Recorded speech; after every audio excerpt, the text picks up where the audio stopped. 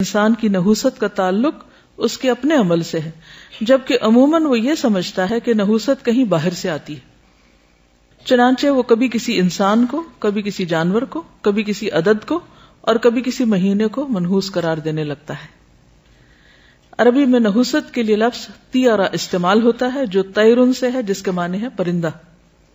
عرب چونکہ پرندے کے اڑانے سے فال لیتے تھے، اس لیے طائر بدفعلی کے لیے استعمال ہونے لگا، یعنی برا شگون، بیڈ اومن۔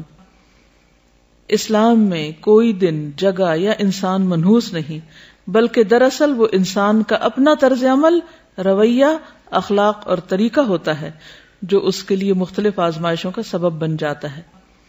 ارشاد باری تعالی ہے، ما اصابک من حسنۃ فمن اللہ وما اصابک من سیئۃ فمن نفسک۔